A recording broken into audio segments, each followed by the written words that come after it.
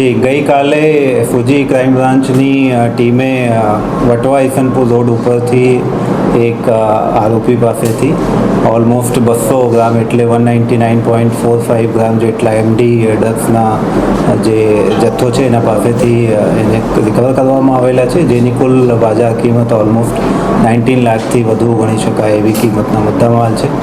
હાલ એ જે આરોપી છે એ અહેમદાબાદ શહેરમાં એમપીથી આ ડ્રગ્સ લઈને કોઈને ડિલિવર કરતા એ પહેલાં જ ટીમે એને પકડી લેવામાં આવેલા છે અને આગળની જે પૂછપરછ અને જે ઇન્વેસ્ટિગેશન છે એ હાલ ચાલુમાં છે.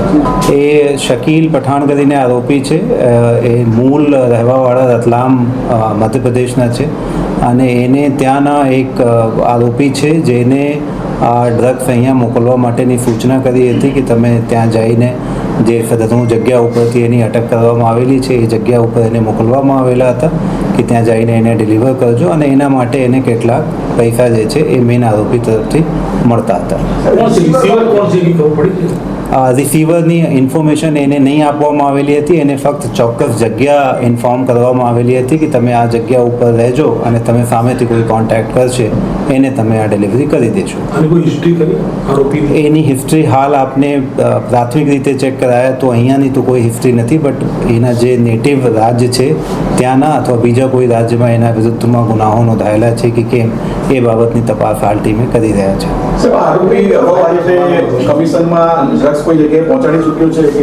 એ આપને અત્યારે ઇન્વેસ્ટિગેટ કરીએ છીએ. હાલ એ ખૂબ જ મતલબ it's too early to confirm કે એ પહેલાં કોઈ એવા ખેપ મારી ચૂક્યા છે કે કેમ.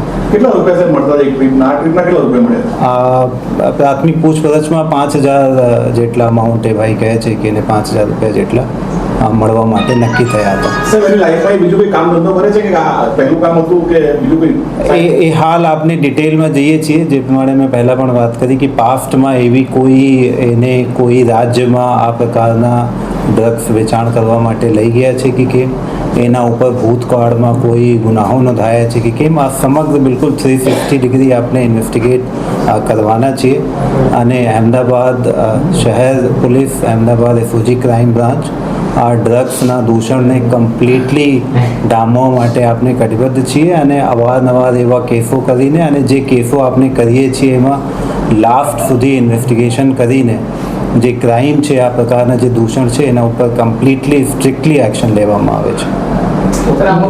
देश और प्रदेश की खबरों के लिए अभी सब्सक्राइब कीजिए इंडिया टीवी लाइव, साथ ही बेल आइकन को दबाना बिल्कुल ना भूलें, जिससे सबसे पहले खबर आप तक पहुंच सके.